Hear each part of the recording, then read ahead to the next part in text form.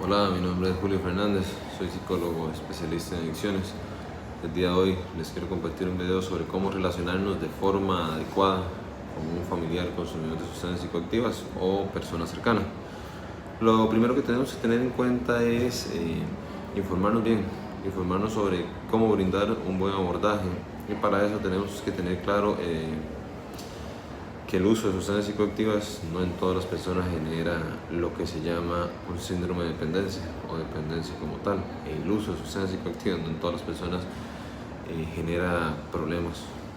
Hay personas que tienen la capacidad de consumir y sobrellevar su vida sin mayor problema, como hay otras que una vez que inician el consumo pues se les dificulta mucho dejar de consumir y necesitan cierto tipo de ayuda, ya sea programas o centros para poder parar de consumir.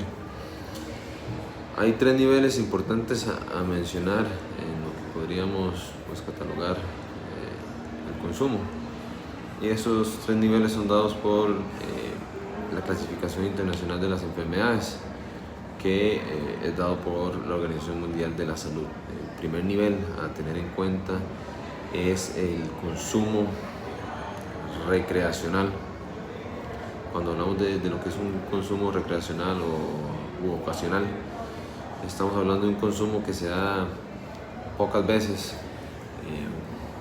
no se da de forma seguida y no está generando mayores problemas en la vida de la persona que consume, ¿verdad? Entonces estamos ante un consumo que se da muy pocas veces, es bastante esporádico y sin generar mayor problema. Después tenemos lo que es el consumo perjudicial. Cuando hablamos de un consumo perjudicial, estamos hablando de que hay afectaciones en las diferentes áreas de la vida, ya sea en el área familiar, ya no se pasa tanto tiempo con la familia, se dedica tiempo a otras cosas relacionadas con el consumo. En el área laboral se empieza a faltar el trabajo de vez en cuando para reponerme del efecto del consumo como tal, y también en el área del estudio, ¿verdad? Se puede tender a dejar el estudio de lado. Y llegamos al tercer punto, que es el síndrome de dependencia, que es lo que comúnmente se conoce como adicción. Sin embargo, se ha apelado a no utilizar el término de adicción porque es algo estigmatizante, entonces preferimos llamarlo un síndrome de dependencia. Cuando estamos hablando de síndrome de dependencia, tenemos que tener claro que vamos a tener unos efectos fisiológicos y psicológicos. Cuando hablamos de efectos fisiológicos, estamos hablando de la tolerancia. La tolerancia la definimos como la necesidad de consumir en mayores cantidades cualquier dosis o cualquier sustancia para obtener el efecto deseado que pues probablemente se obtenía al principio. Al principio con X cantidad de consumo se obtenía el efecto deseado, ahora se necesita incrementar porque el cuerpo tiene mayor aguante. Y tenemos el síndrome de abstinencia, que es la supresión abrupta del consumo, o sea, es cortar el consumo, es dejar de consumir abruptamente. Cuando esto sucede, el cuerpo reacciona y se genera ciertos síntomas como lo es la irritabilidad, está la fatiga, mareos, vómitos, ansiedad. Esa es la reacción del cuerpo. Si la persona vuelve a consumir, esos síntomas tienden a disminuir o desaparecer. Eso es en la parte fisiológica. En la parte psicológica estamos ante lo que es que todo empieza a girar en torno al consumo.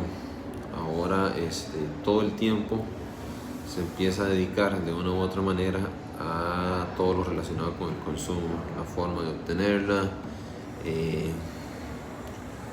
buscarlo, el consumir.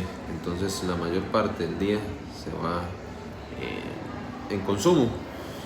Después la persona hace esfuerzos por dejar de consumir y tiende a recaer.